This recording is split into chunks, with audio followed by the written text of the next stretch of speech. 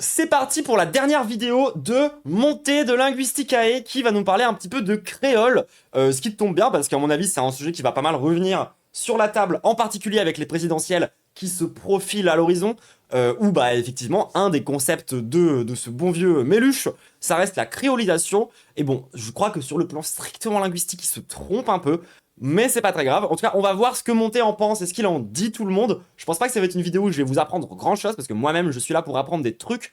Let's go! Alors on va parler du créole dans cette vidéo, même si le créole n'était pas dans les langues du défi du début de l'année, puisqu'on a tiré le finnois et le wolof. Et donc j'ai fait mes premiers cours avec notre partenaire, Italki, et ça s'est plutôt bien passé.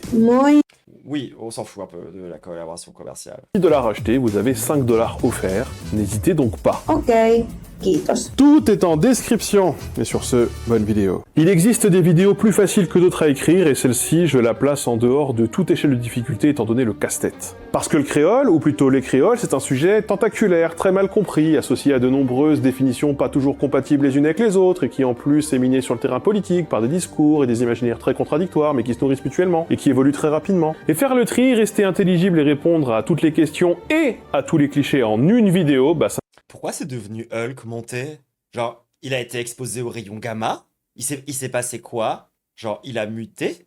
Ça me paraît presque impossible, j'en appelle donc à votre indulgence parce que je vais quand même essayer. Ce sujet, cela dit, il m'intéresse depuis un moment. Bien sûr, parce qu'en tant qu'objet linguistique, c'est quelque chose de tout à fait singulier, surtout quand, comme moi, on s'est spécialisé dans l'évolution et dans l'histoire des langues, c'est-à-dire dans la diachronie, mais c'est aussi quelque chose qui me fascine en tant qu'objet culturel et politique, et peut-être aussi parce que, sur un plan plus personnel, ma femme et ma belle-famille viennent d'un territoire d'outre-mer. Je vous laisserai deviner. Bah, ouais, au-delà de ça, genre, de base, j'aime bien les mélanges. Genre, tu me dis, il y a... une espèce de langue mélange, ça m'intéresse. Genre, j'ai un truc d'intérêt pour ça, tu vois. Et lequel, à l'issue de cette... C'est comme les... comment ça s'appelle? Les syncrétismes. Lorsque t'as des religions qui prennent des éléments de la chrétienté, des éléments de culture locale, de folklore local, et qui mélangent tout ça, je trouve ça trop stylé, genre. vidéo. C'est d'ailleurs ma femme qui m'a demandé de porter cette chemise. Elle m'a dit, la chemise avec les cases. C'est la chemise avec les cases. Dans cette vidéo, je vais donc essayer de faire deux choses qui ne vont pas nécessairement de pair. Tout d'abord, vous expliquer ce qu'est un créole, ce que ce terme veut dire. Sa femme qui, du coup, est actuellement la veuve noire. Du coup, en déduction logique. Ce qu'il a voulu dire, autant d'un point de vue social que linguistique, et comment les créoles, en tant que système linguistique, naissent, Black Widow. pourquoi, comment, etc. C'est-à-dire, bah, Black Widow, c'est la meuf de Hulk.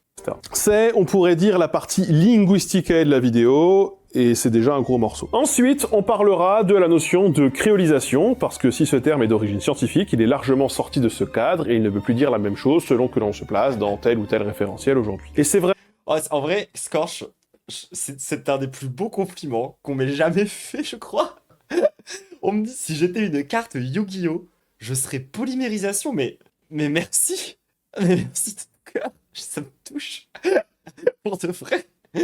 Vraiment source de plein de quiproquos. Et à gauche, ma famille politique, on en parle souvent, et pas toujours de manière très pertinente, je trouve, et c'est un peu ce que je fais en DJ set de la polymérisation aussi. franchement, on s'en mêle un peu les pinceaux, et on confond pas mal de trucs. Et donc, dans cette partie plus montée, plus moi, quoi...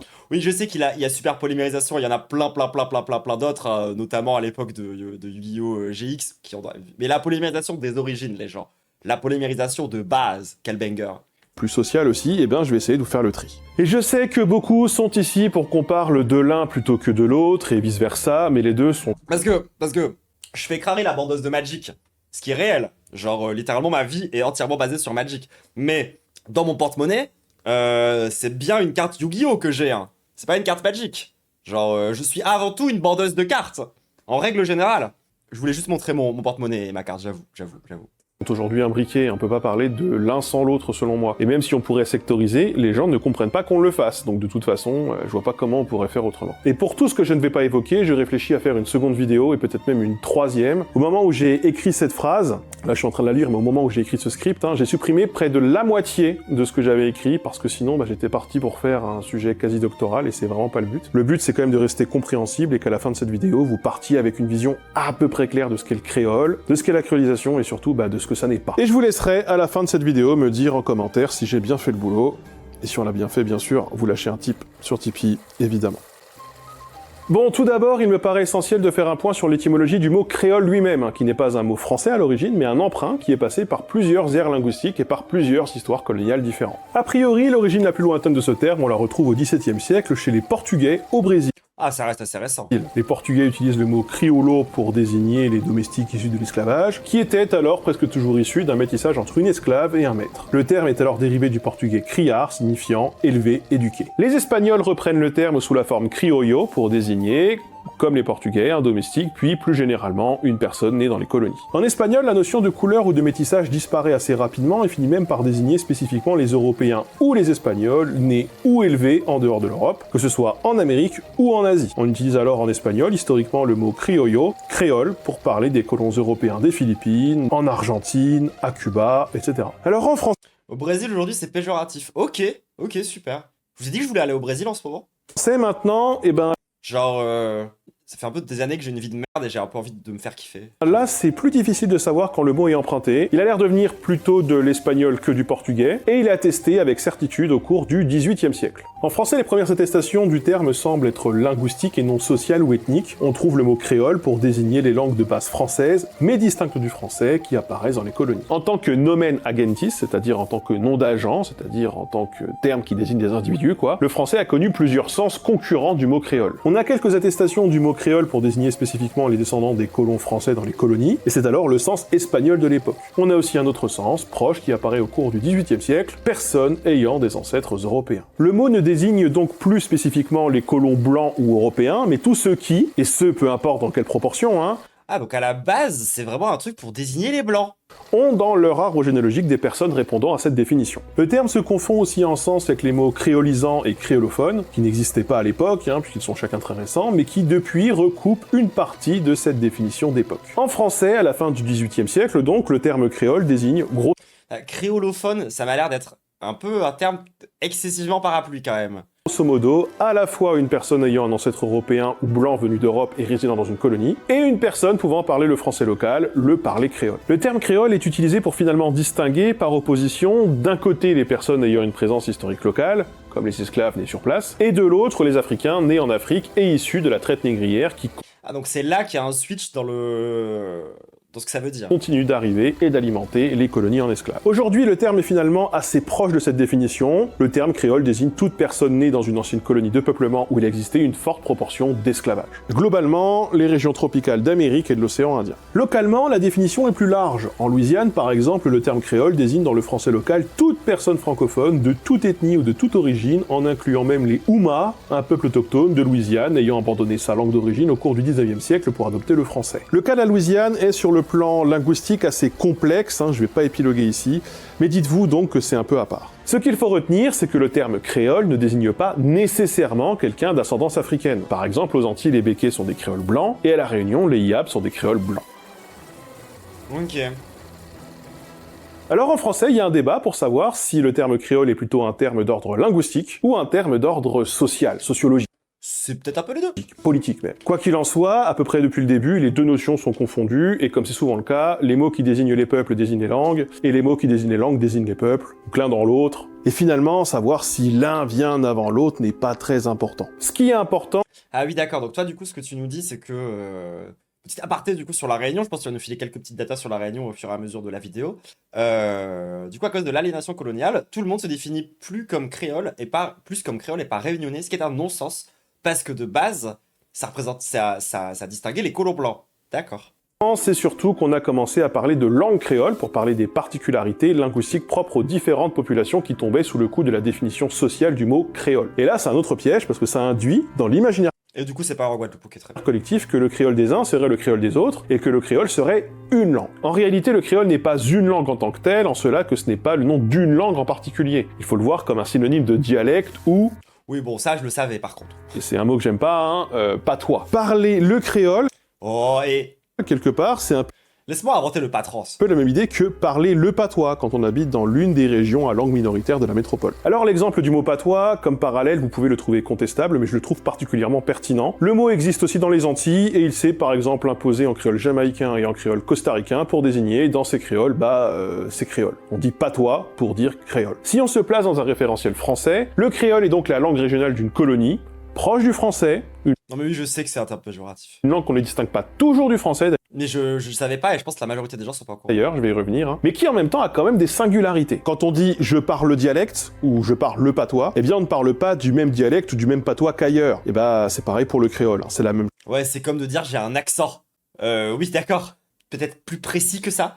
chose. Le créole de la Martinique, de la Guadeloupe, d'Haïti, de la Louisiane, de la Réunion ne sont pas les mêmes créoles.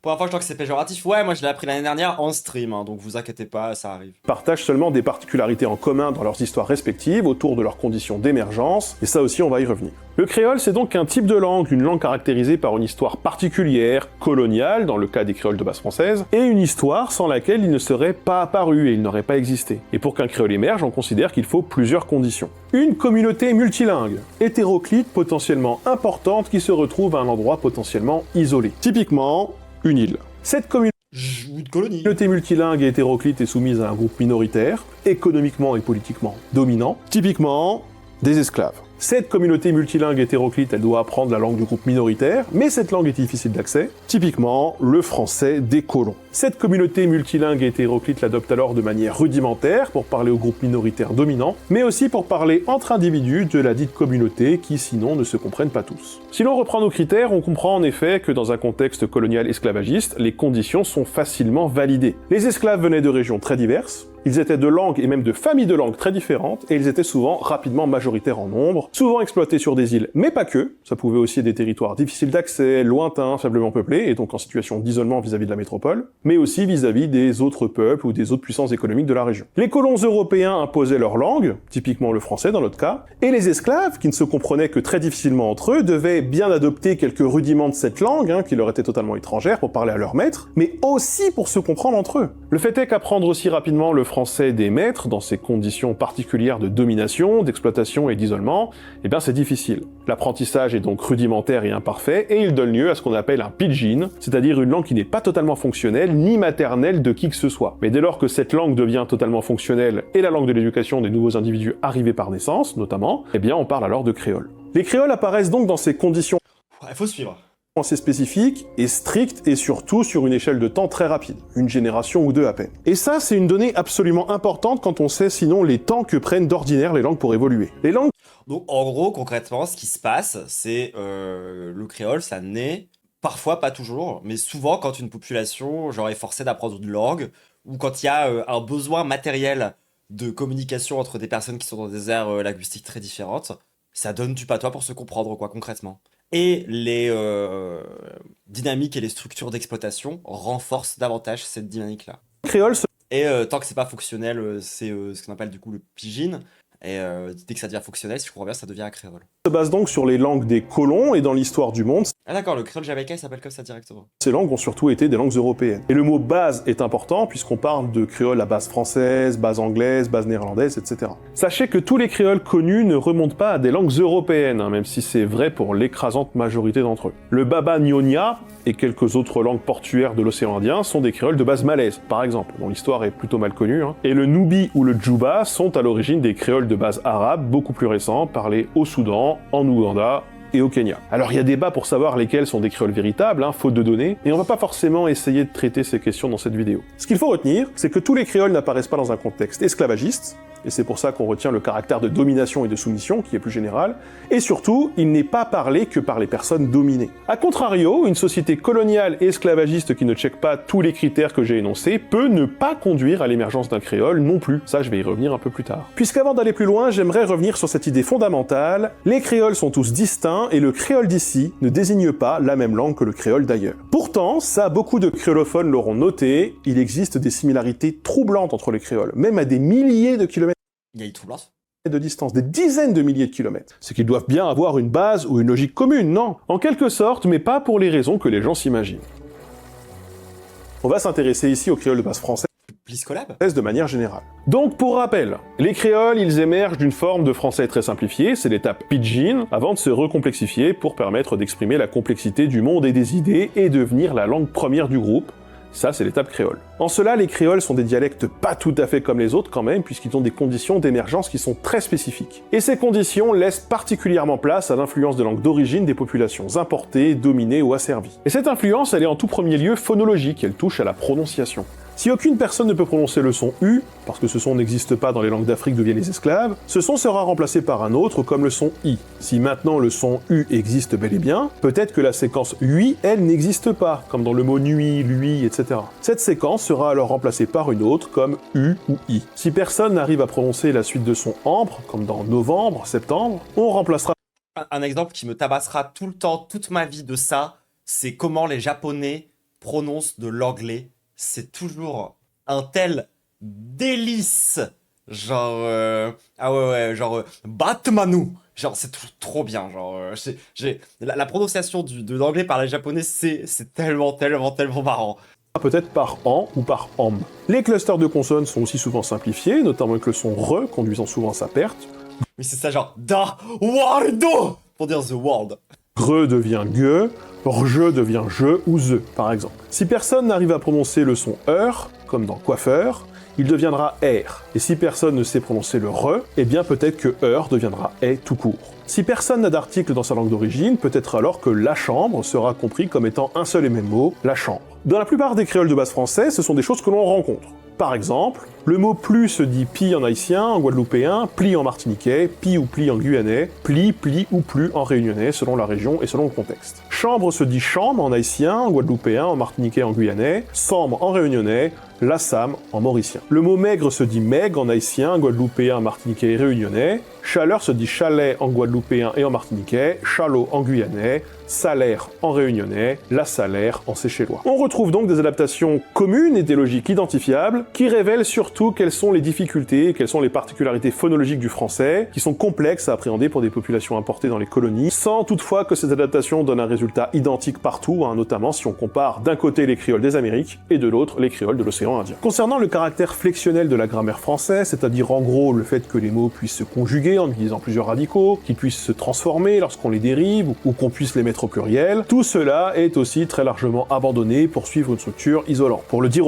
en même temps, à quoi ça sert ? autrement, les mots deviennent invariables et on a recours à beaucoup d'auxiliaires pour les verbes, des mots valises pour les noms et des prépositions pour articuler le tout. La majorité du lexique est empruntée à la langue dominante, mais incorpore par touche des mots des cultures d'origine ou des cultures de contact. Dans les Antilles, ça va par exemple être le portugais ou le néerlandais, dans l'océan Indien, ce sera plutôt le malgache. Les mots indiens sont présents dans tous les créoles, ainsi que des termes aux étymologies moins sûres dont l'origine remonterait, comme on l'entend souvent, aux langues d'Afrique d'origine des esclaves. Par exemple, le mot béké, qui désigne les créoles descendants des premiers colons esclavagistes aux Antilles, serait d'origine igbo. Sur ce dernier point, notons cela dit quand même que pas mal de recherches récentes remettent en cause pas mal de ces origines lexicales ou syntaxiques africaines, qui auraient été surestimées, un peu comme si c'était l'explication facile, toute trouvée, un fourre-tout en somme pour expliquer l'inexplicable étymologique ou morphologique. Et il se trouve que le développement interne propre, plus qu'une influence africaine, est parfois à l'origine des mots et des logiques grammaticales, comme certaines recherches le démontrent désormais. Pour finir, les créoles sont aussi logiquement très bien caractérisés par les régions d'origine des colons européens, puisque c'est leur variante de la langue française qui a servi de base. Il existe pour cela de nombreuses similitudes lexicales entre les créoles à base française à travers le monde et le québécois ou l'acadien, par exemple, sur le plan lexical. Le mot aster ou aster, par exemple, est commun au Québec, aux Réunionnais, aux Mauriciens, aux Louisianais, et vient à l'origine d'un mot utilisé en gallo, en normand, en poitevin, des langues parlées dans les territoires bordés par l'océan Atlantique, d'où beaucoup de colons sont partis. Le mot mi-temps, que l'on trouve en martiniquais, en haïtien, Ah, ça je connais, c'est quand on fait une pause au milieu d'un match. en guadeloupéen ou en guyanais, se trouve aussi en acadien. Ce mot vient d'un régionalisme qui était notamment utilisé par Jacques Cartier dans ses notes lors de son premier voyage d'exploration du Québec. Ça paraît anecdotique, mais jusqu'à 50% des premiers colons français venaient de la région des 3 ports de départ d'origine, c'est-à-dire Saint-Malo, Lorient et La Rochelle. Les parlers d'œil de l'Ouest ont alors un impact lexical certain et attesté sur les créoles de base française du monde entier, puisqu'ils faisaient partie de la matrice à partir de laquelle ces créoles se sont constituées. Greg, un mot que l'on trouve en créole louisianais, haïtien, guadeloupéen ou réunionnais, Je connais, c'est un streamer qui fait des reacts. pour désigner cette cafetière ou un filtre à café, eh bien ça vient par exemple de la région nantaise. Cette région a spécifiquement eu un impact visiblement plus important dans l'océan Indien. Galtoire, plaque de cuisson en séchellois vient par exemple du mot galtoire, la plaque de cuisson à galette. Goûter dans le sens savoureux en réunionnais vient du gallo d'une région située entre Nantes et Saint-Malo. Zarg Eh, mais j'y pense, mais genre le flamand, genre c'est considéré comme étant quoi sur en termes de type de langue? Parce que je crois pas que c'est clairement pas un créole, mais c'est pas non plus, on va dire entre grosses guillemets, une langue officielle. Enfin, tu sais, c'est genre, ça a un statut particulier. go en réunionnais qui signifie dérangé, perdu, vieux garçon, trouve son origine dans le gallo Flamand occidental, ouais, le flamand qu'il y a genre en Belgique et un peu en France. C'est quoi, c'est un dialecte néerlandais, d'accord.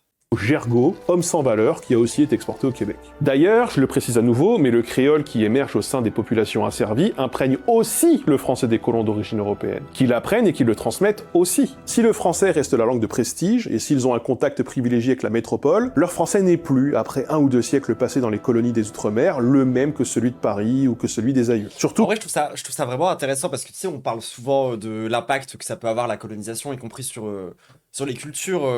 Et genre, si tu sors un petit peu de l'angle universitaire pour te concentrer un peu sur la politique, il y a quand même un vrai truc où genre, on a littéralement colonisé aussi le parler, quoi. La langue, littéralement. Enfin, je trouve que le parallèle entre ce qui s'est passé dans la réalité concrète liée à la colonisation et du coup ce qui se passe en parallèle dans les trucs plus culturels, genre bah, littéralement la langue, ce qui est quand même un truc assez structurant. Je trouve ça en dit assez long, enfin c'est quand même assez ouf. Qu'une partie des colons d'origine européenne ont pu voir leur statut social dégringoler, comme les petits blancs des Hauts-de-la-Réunion qui ont gagné l'intérieur de l'île avec les esclaves marrons pour tenter de trouver des terres cultivables ou pâturables, les coupant alors de l'influence de la métropole. Tout ceci étant dit, vous aurez remarqué que j'oppose peut-être parfois le créole des Amériques et le créole de l'océan Indien. Un peu pour faire des regroupements. Alors c'est pas par facilité, et c'est d'ailleurs tout à fait pertinent, parce que les créoles peuvent être regroupés en familles, sous la forme d'un arbre ou d'une étoile, tout comme les dialectes du français de manière générale. Car s'il peut exister une isolation entre les colonies, et surtout au sein des colonies, les colons y voyagent. Les esclaves et les marchandises font aussi l'objet d'un commerce. Et ils transitent donc. Et certains colons déménagent ou émigrent, notamment au gré des aléas géopolitiques. Alors la Réunion, c'est plus une colonie de peuplement. La langue s'est créée exprès pour ne pas se faire comprendre du colon. Waouh, la dinguerie! La dinguerie en vrai. Genre tu sais, tu crées une langue genre secrète de blanc.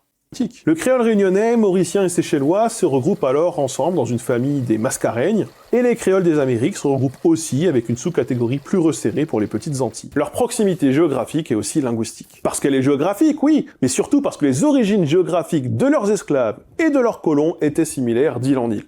La place sur l'arbre ne préjuge pas de la proximité ou non avec le français, la langue de base du créole, puisqu'il existe 2 phénomènes dont il nous faut désormais parler, la dérivation et la décréolisation. Toutes les langues évoluent et les différentes langues... Moi je me souviens, c'est mon père, il bossait avec des Anglais, et du coup, ça arrivait parfois, tu vois, qu'il y ait des Anglais qui soient à la maison, etc. et tout. Donc ça, ils sont là comme ça, ils sont tout rouges, ils sont très grands, ils boivent du thé, enfin des Anglais quoi. Et je me souviens, mon père, genre au bout d'un moment, ça finissait par lui casser les couilles. Parce que l'angloïde en question, il était en train d'apprendre le français. Parce que du coup, à force de bosser avec nous, il était tout le temps là, quoi. Donc il commençait à apprendre le français. Ça cassait les couilles à mon père. Du coup, histoire de pas se faire comprendre, dès qu'il avait besoin, il se mettait à parler en ch'timi. Et alors là, c'était vraiment mais fantastique. Genre, tu voyais l'anglais qui était genre en mode...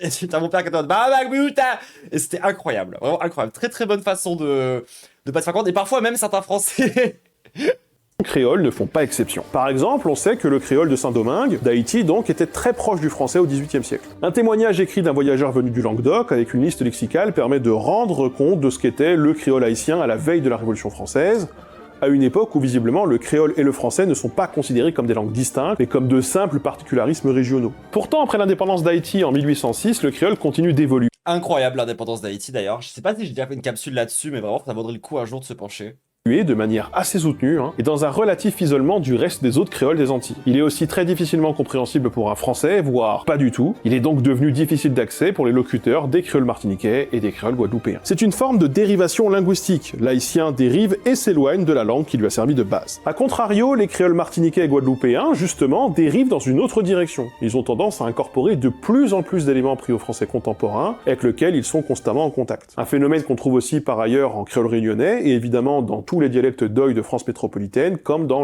Attendez, donc du coup, je crois, si je comprends bien ce qu'il est en train de dire, concrètement, du coup, lorsque t'as du post-colonialisme, ça continue à créoliser la langue, quoi. Le dialecte de ma région, par exemple. Il y a, notamment par les médias télévisés et par le numérique, une horizontalisation de la langue. On a aussi des échanges linguistiques beaucoup plus intenses, conduisant à un nivellement des parlers proches du français mais distincts du français, vers un français souvent populaire, plus commun, plus partagé. Souvent, dans ce genre de dynamique, l'échange n'est pas égal. La langue la plus prestigieuse influence beaucoup plus, donne beaucoup plus qu'elle ne prend en retour. C'est un phénomène de convergence centré autour de la langue la plus forte, la plus puissante, hein, comme c'est presque toujours le cas. Hein. Cependant, je dois quand même rappeler ici que la notion de décréolisation est parfois considérée comme un terme bancal, péjoratif, une façon de montrer un nivellement par le bas, une abâtardisation. Alors si le terme en lui-même est contestable et s'il est chargé politiquement, le phénomène de nivellement est très documenté et source de nombreux débats à base de « ouais, mais à mon époque, on parlait vraiment créole », et c'est vraiment quelque chose qui existe. Et en fait, j'ai envie de vous dire, la plupart des notions qui abordent ce point tout particulièrement sont parfois contestées. Ainsi, les langues européennes sont considérées et désignées comme des langues lexificatrices, hein, c'est un terme qu'on utilise dans les études créoles, c'est-à-dire une langue pourvoyeuse du vocabulaire et uniquement du vocabulaire, et ça aussi, c'est très contesté, notamment par le créoliste Salikoko Mufwene de l'université de Chicago. Ouais, ça m'a encore un peu ce truc de blanc à base de ouais, nous on apporte la structure, ouais. Pourtant, c'est vrai que dans certains territoires où la coupure s'est opérée très tôt avec la métropole, le fait qu'une langue ait servi de base lexicale à un créole local n'aide pas du tout à comprendre le créole en question lorsqu'on parle une langue lexificatrice. Le papiamentu, par exemple, c'est une langue créole à base portugaise dans les Antilles néerlandaises, coupée du coup du portugais depuis un moment, et qui n'a donc pas grand-chose à voir avec la grammaire du portugais. Alors on trouve des similarités, bien sûr, mais on y trouve aussi des tons, et ça c'est... De quoi? Pourquoi il est vert? C'est à cause des rayons gamma, hein, Chetty. Déjà en soi quelque chose de très atypique du point de vue européen. Et donc, quand le va-et-vient entre le créole d'une certaine base et cette même base a été rompu, forcément, la proximité n'est plus présente. Mais dans l'espace francophone, et pour les créoles à base française, qui sont surtout l'objet de cette vidéo, ce lien a été permanent et jamais vraiment rompu si on met Haïti de côté, où l'isolation géopolitique a effectivement conduit à cette dérivation. Et pourtant, même à Haïti aujourd'hui, le français demeure langue officielle, il n'a jamais cessé de l'être, c'est la langue de l'administration du pays, qui était quand même une administration unilingue jusqu'en 1981. Le français y occupe encore une place très importante dans le paysage politique, dans le paysage culturel, dans le paysage intellectuel du pays. Donc même si le français est une langue minoritaire, à Haïti, aujourd'hui, et même si le créole haïtien et le français sont deux langues vraiment différentes, et que parler l'un ne fait pas qu'on comprend l'autre, on a encore quand même un lien. Bon! Grâce à l'administration coloniale, donc. Quel enfer. Plus généralement, je pense qu'il est temps d'aborder les termes contestés car politiquement chargés. Un terme a refait surface il y a quelques années dans le pays. Ah, c'est le moment où moi j'interviens, où j'ai des trucs à dire, je crois. Non, enfin, ou du moins j'ai peut-être... Ouais. Usage politique et médiatique, et c'est difficile de passer à côté. Le mot créolisation, au sens... Ouais, c'est mon moment, la gauche, tout ça. Sens politique actuel, pas au sens linguistique. Pour beaucoup, la créolisation, c'est Jean-Luc Mélenchon. Jean-Luc! C'est le livre, je ne l'ai pas. Il est où le livre? Faites mieux. Oh! Il est où le livre? Mélenchon, où es-tu? Attention, quand tu te lèves et que tu es vert monté, tu risques de tout casser. Où est-ce que j'ai rangé Jean-Luc Mélenchon? Ah! Mais en fait, c'est un terme qui a une histoire beaucoup plus longue, et vous vous en doutez très bien. À la base, le terme créolisation apparaît au 19e siècle dans le milieu de l'anthropologie pour parler et désigner déjà l'anthropologie. Précisément, en toute première intention, les conditions d'apparition et de naissance d'une langue créole. Tout ce dont j'ai déjà parlé, donc. Ça, c'est la définition historique, et c'est celle qui demeure la plus courante dans le monde scientifique encore aujourd'hui. Ce terme a été repris dans les années 1980 par Édouard Glissant, un écrivain, poète et philosophe martiniquais, pour désigner les processus de C'est le frère de Édouard Rugueux. Rencontre, d'interférence, de choix, d'harmonie et de disharmonie entre les cultures, ce sont ses mots, pas les miens, tout en considérant que le monde entier s'archipélise et se créolise. En 1989, lors d'un colloque à l'université de Bâton Rouge en Louisiane, il utilise même l'expression de « miracle de la créolisation ». Alors, Édouard Glissant... Voilà, par exemple, Édouard Glissant, le discours antillais, il y a pas mal de choses là-dedans, voilà. Notamment sur la dépossession. Un miracle parce que selon lui, de toute la douleur induite par l'esclavage, les sociétés créoles ont pu se réinventer, créer ensemble une façon propre de voir le monde, une culture dont on doit être fier et dont on peut s'émerveiller. L'idée Ça a l'air basé, du miracle de la créolisation, c'est donc, en substance, chez Édouard Glissant, le chemin de la résilience collective. Chez Édouard Glissant, la question de la créolisation, c'est donc aussi une question de violence, une violence fondatrice, une violence qui est d'abord marquée par la désapparition, ce sont ces mots-là aussi, désapparition des populations autochtones antillaises. Édouard Glissant adopte donc une vision anthropologique politique du terme pour désigner une forme de réenchantement contemporain dont le point de départ n'aurait, selon lui, jamais dû exister. L'horreur de la colonisation et du commerce des esclaves. Sur la question linguistique, il existe un entretien avec Lise Gauvin de 1992 qui nous permet de comprendre mieux sa vision. Je commence à avoir le glissement qui énerve des gens chez Mélenchon. Édouard Glissant considérait les langues créoles comme des langues fragiles par essence, des langues dominées, des langues en lutte qui sensibilisent les locuteurs à la problématique des langues. Il considérait que les régions du monde où des langues existaient depuis longtemps n'avaient pas ce problème ni ces considérations. Ce qui, évidemment, est très réducteur et assez loin de la réalité. L'impérialisme linguistique s'exerce partout, et cela peut sembler contre-intuitif, mais l'Europe est l'une des régions du monde où il s'exerce le plus. Ce sont dans les pays européens où les langues régionales et minoritaires sont les plus menacées et où leurs locuteurs ont le plus de difficultés à pouvoir faire exercer leurs droits, en France métropolitaine. Oui, effectivement, Édouard Glissant est donc solide sur ses appuis. Napolitaine notamment. En fait, dans une certaine mesure, la tolérance de la France à l'égard des langues régionales éloignées est plus grande que pour celles situées sur le territoire hexagonal, à l'intérieur des terres, au plus proche de la capitale. Au fond, il est plus tolérable de parler créole à la Réunion que de parler normand, breton ou occitan dans ce que la France considère comme son premier territoire national, la métropole. Ah, c'est marrant ça, j'ai l'impression qu'il y a comme un deux poids deux mesures où certains territoires qu'on considère comme étant vraiment la France et d'autres comme étant pas vraiment la France, même si administrativement parlant, c'est pas le cas.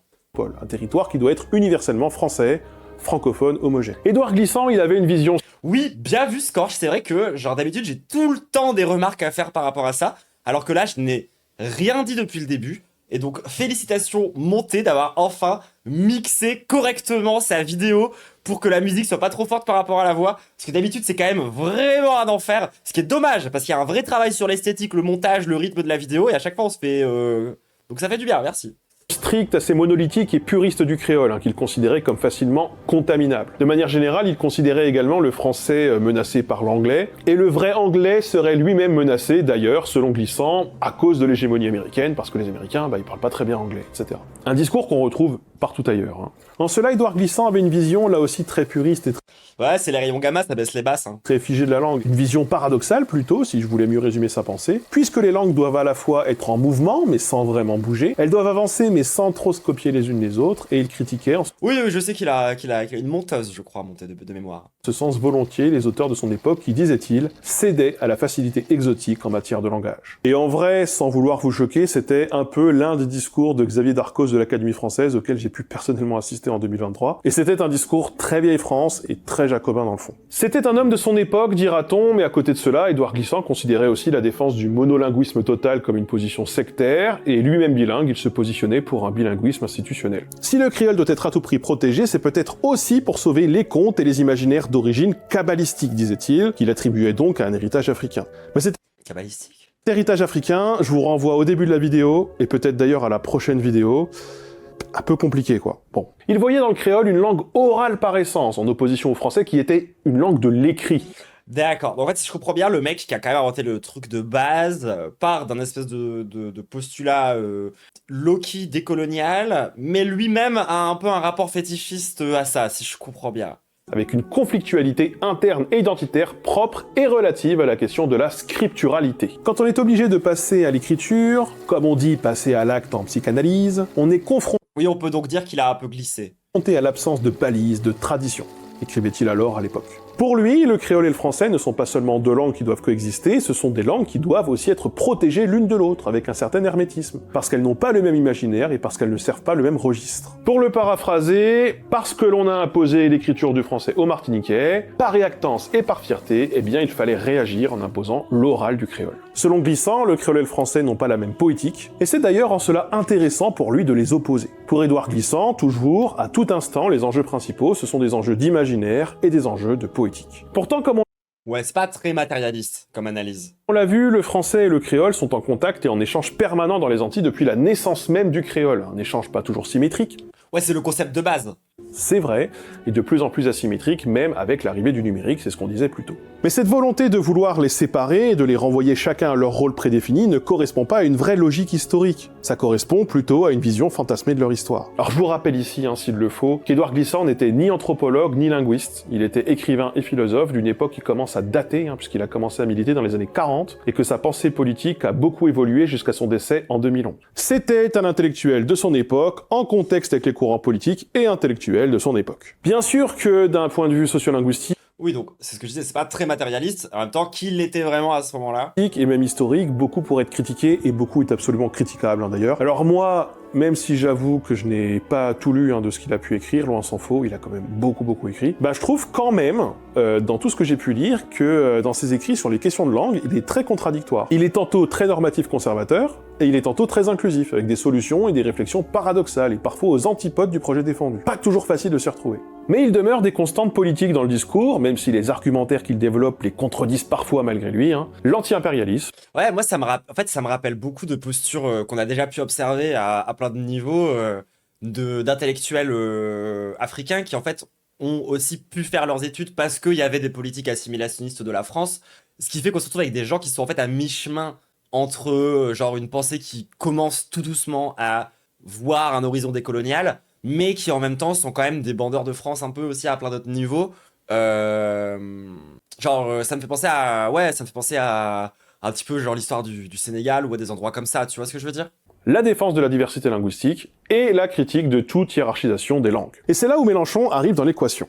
Mélenchon reprend plusieurs phrases d'Édouard Glissant pour construire sa créolisation qu'il met sur la table durant la campagne de 2022. Il en dit plus dans Faites mieux, le livre qu'il a sorti en 2023, mais sans trop s'étendre non plus. Il se contente d'une timide page et demie pour préciser ce qu'il entend par créolisation, c'est cette page. Voilà, c'est la toute dernière page d'ailleurs, la page 315, un peu de 314 et un petit peu de 316. C'est pas beaucoup, c'est pas lourd. Pour Jean-Luc Mélenchon, la créolisation, c'est la tendance à constituer de la culture commune à partir d'éléments distincts et à pratiquer le mixage culturel. Il précise plus loin, le mot existe par référence à la création d'une nouvelle langue dans les Antilles et l'Amérique du Nord, le créole. On peut lire quelques lignes plus loin que... Bon. Alors, du coup, peut-être falloir faire un peu mieux. Parce que ça a pas l'air d'être très sourcé, quoi. Le créole est né des esclaves parce qu'il leur fallait bien un lien social sans lequel aucun humain ne peut survivre. Et on peut aussi dire que le créole ne peut pas se résumer au métissage qui lui est biologique. Et en cela, Mélenchon y reprend Non plus. directement la pensée d'Édouard Glissant, qu'il cite quelques phrases plus loin, qui considérait plus exactement que la créolisation produit du plus à chaque fois, un plus qui est imprévisible, là où le métissage, lui, est physiologique et donc prévisible. Jean-Luc Mélenchon fait de la créolisation une preuve, selon lui, que l'humanité est universelle. Le concept de métissage, il est pas biologique, hein. Il est vraiment culturel. Genre, désolé, c'est pas très sérieux tout ça quand même. Y a pas de notion, ça n'existe pas. Y a aucune science qui valide le concept de métissage.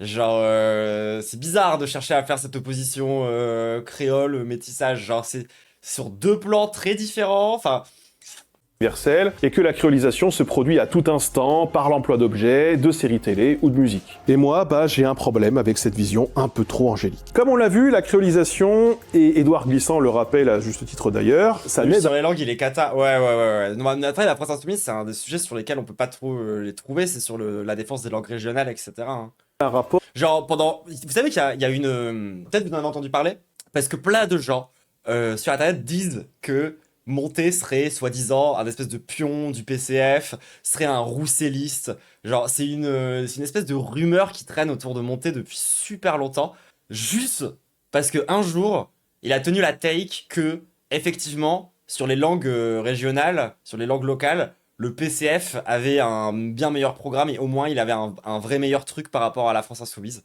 Et depuis ce moment-là, tout le monde dit que c'est un rousselliste dégénéré, alors que non, hein, genre il est bloqué par le PCF sur les réseaux sociaux, hein, pas du tout, genre. de force inégal, souvent violent et bien souvent qualifié rétroactivement d'inhumain. La tech est basée, mais en plus oui, c'est plutôt basé. Juste voilà, tout le monde déteste le PCF, plein de gens ils bandent la France Insoumise, alors que la vérité, c'est deux partis SOSDEM, hein. La créolisation, ce n'est pas écouter du rap de banlieue quand on est blanc, ou c'est pas apprendre 3 mots d'arabe par-ci par-là parce qu'on joue avec des potes qui sont issus de l'immigration. Ça, c'est de l'emprunt, c'est tout ce qu'il y a de plus classique. Et ça n'empêche pas le français d'être une langue de prédation qui continue de grignoter du territoire partout où il se trouve, et aux dépens... Ça, c'est bien dit, c'est important de le dire. ...de minorités linguistiques dont on a décidé qu'elles n'existaient parfois déjà plus. Le problème, c'est que quand t'es trop un bandeur du drapeau français, et bah du coup, lorsqu'on te dit que le français c'est une langue de prédation, t'es en mode oh non, la République, oh. Faut pas confondre. Par ailleurs, Édouard Glissant critiquait lui-même assez fortement ceux qui, par paresse ou par facilité, disait-il, confondaient, selon lui, créolisation et créolisme. La créolisation... J'ai envie de refaire toute la vidéo et je remplace tous les moments où il est en vert par des moments comme si c'était Hulk qui parlait. N'étant précisément pas le fait d'emprunter quelques mots ci et là au créole, ou de fabriquer emprunter smash langue créole. De nouveaux mots français en prenant comme source le créole. Pour lui, tout ça, ça relevait d'une forme d'exotisme, de pittoresque, une forme de totémisation. Et comme on l'a vu, aïe, le fétichisme. Glissant entretient quand même une volonté d'hermétisme de la langue créole pour en conserver l'essence, une pulsion puriste qui fait qu'il condamne de fait ces logiques. Ce qui est vrai en tout cas, c'est qu'en effet, il ne faut pas confondre créolisation et impérialisme linguistique. Quand le français emprunte quelques mots à une langue qu'il fait disparaître à jamais de la surface de la Terre, il ne se créolise pas. Il prend un trophée de guerre. Il absorbe très peu pour détruire beaucoup. Les créoles ne sont pas non plus, contrairement à Voilà, c'est pas le truc stylé que vous pensez que c'est, quoi. Ce que Jean-Luc Mélenchon semble croire, des langues qui apparaissent spontanément entre des personnes déshumanisées pour parler entre elles et refaire du lien social. Les créoles apparaissent parce que c'est la langue du maître qui s'impose à tous, souvent de manière brutale, et qu'il faut bien pouvoir lui obéir. Les créoles ne sont pas non plus nés d'échanges ou de mélanges égaux entre les différentes langues ou cultures d'origine. Ce ne sont jamais que les langues des vainqueurs, teintées de quelques spécificités dont les exotismes ne sont pas, contrairement à ce qu'on en entend plus croire, nécessairement liés aux régions ou aux cultures d'origine des personnes asservies, ou en situation de domination. Au contraire même, elles sont Genre les mots arabes qu'on a arrachés, par exemple. parfois l'héritage des dominants, mais Après, on n'a pas fait effacer la langue aussi, tu vois, genre... un héritage qui n'est pas toujours très uniforme, et dans le parfait reflet de ce qu'était la langue de l'époque, et qui peut donc être tout à fait réapproprié. Les créoles nécessitent également, on ne le rappellera jamais assez, des conditions socio-économiques et socio-historiques particulières. Pour rappel, un créole, ça apparaît suivant ces conditions. Une communauté multilingue, hétéroclite, potentiellement importante et potentiellement isolée se retrouve à un endroit. Cette communauté est soumise à un groupe minoritaire économiquement et politiquement dominant. Généralement des blancs. Cette communauté doit apprendre la langue du groupe minoritaire, mais cette langue est difficile d'accès. Cette communauté Parce que nos langues, c'est compliqué, hein. l'adopte de manière rudimentaire pour parler au groupe minoritaire dominant, mais aussi pour parler entre les individus de la dite communauté. Et c'est pas qu'une question de complexité, c'est aussi une question, là pour le coup physiologique, de capacité à prononcer certaines syllabes.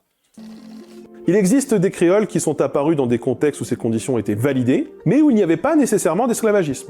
Le Tok Pisin, par exemple, langue officielle de Papouasie-Nouvelle-Guinée, créole à base anglaise, eh bien il s'est développé dans un contexte où la colonie était allemande, mais où beaucoup de paysans de la colonie, parlant de nombreuses langues et étant de cultures différentes, partaient travailler en Australie. Une vidéo sur la Papouasie est sortie, Pour le coup, je suis complètement d'accord avec lui, c'est littéralement de l'impérialisme linguistique, mais je rajoute une appropriation coloniale. Ouais, je suis complètement d'accord. allez la voir, Mais je crois qu'il en parle aussi un peu du coup. vous comprendrez à quel point Ah bah tu vois, tu voulais t'énerver, finalement ça va.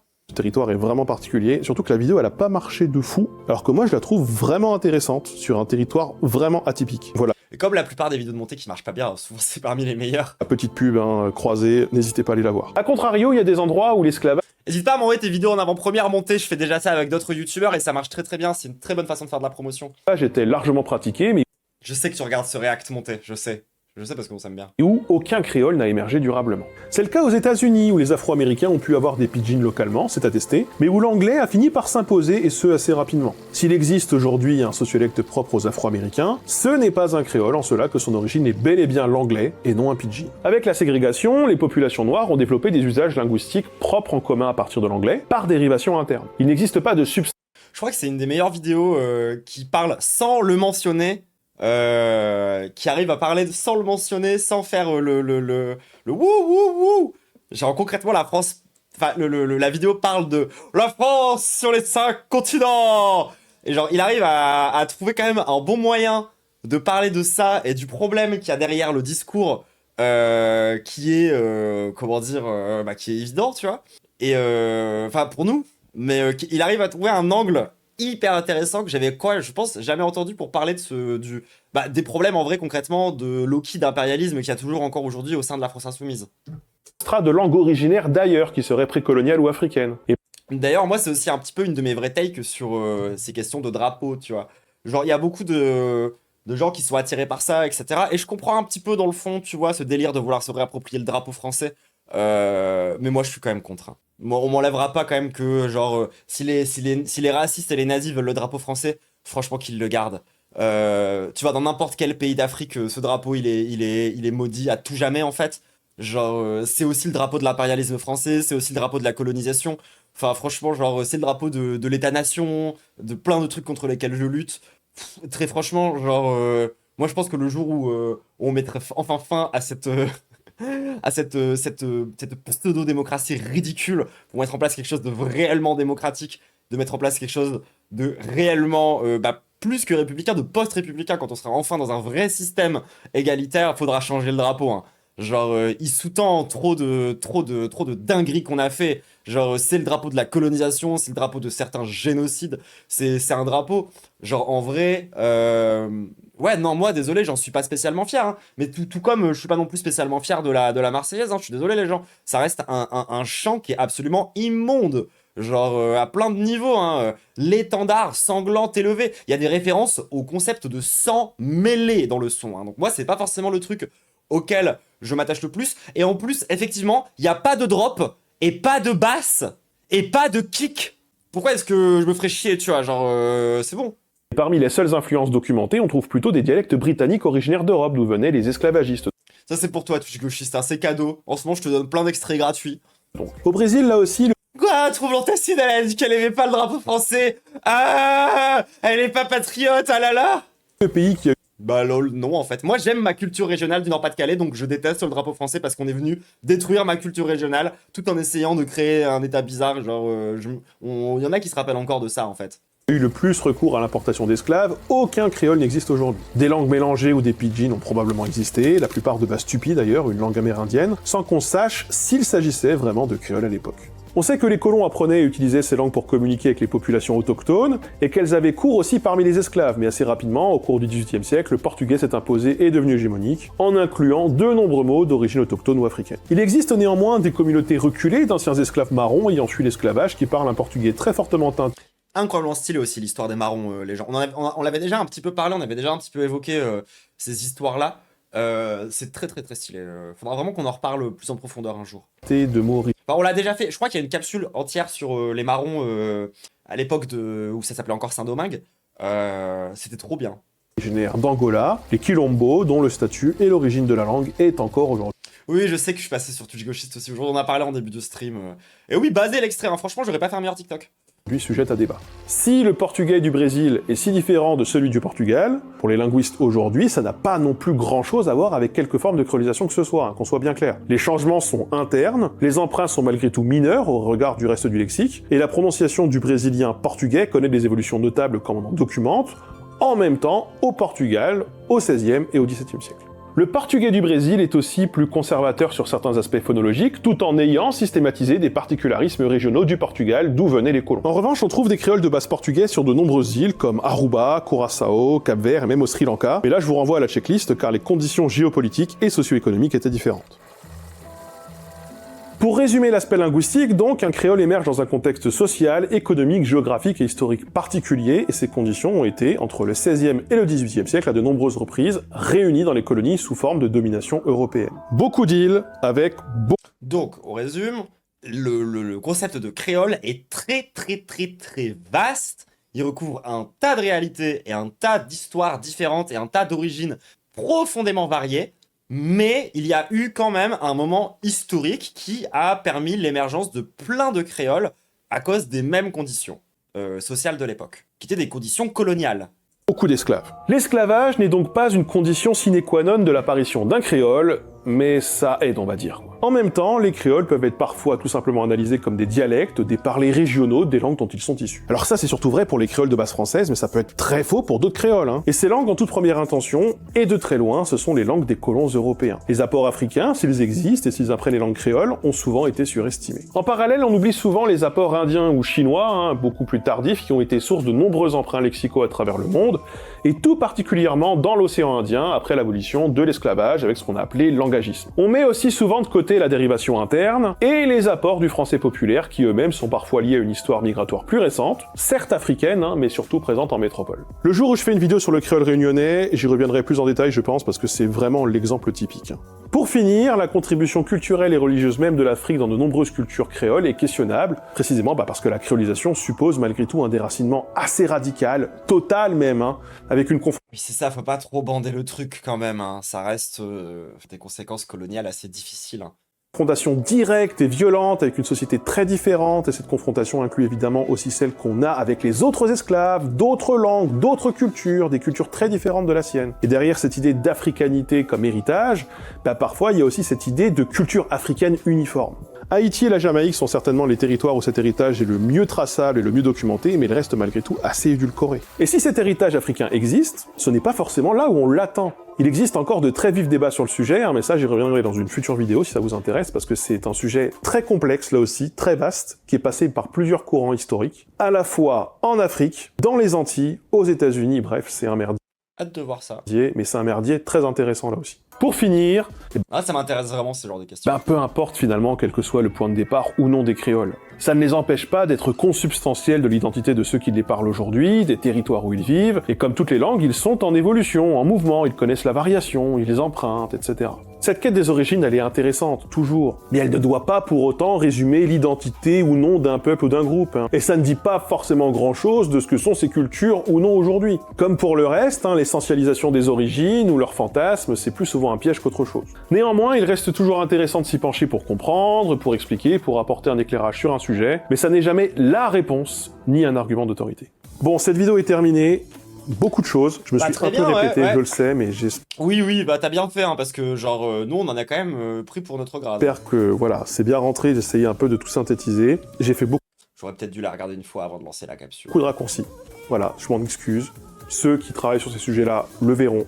En même temps, c'est parce que je compte aborder certains aspects dans une prochaine vidéo, comme je le disais, et peut-être dans une troisième. Là, à vous de me dire. Donc une vidéo sur l'héritage africain, vraiment, c'est quoi cet héritage africain dans les cultures créoles, et une autre vidéo sur existe-t-il des créoles dans les sociétés antiques, par exemple, dans les sociétés du Moyen-Âge, est-ce qu'on peut les tracer? Est-ce que l'anglais est un créole, par exemple, à l'origine? C'est des questions que certains linguistes se sont posées, certains anthropologues aussi. Si cette vidéo vous a plu, n'hésitez pas à nous soutenir sur Tipeee. Vous avez été plusieurs à nous rejoindre récemment. Je vous en remercie vraiment. Ça nous encourage à continuer et à essayer de Ok, Hulk Stikae. proposer du contenu un peu comme celui-ci de qualité qui est un peu plus difficile et d'accès, un peu plus complexe. Donc Ouais. merci à tous ceux qui nous ont rejoints et merci à tous ceux qui vont nous rejoindre après cette vidéo. Merci à vous. Sur ce, je vous laisse. Ciao!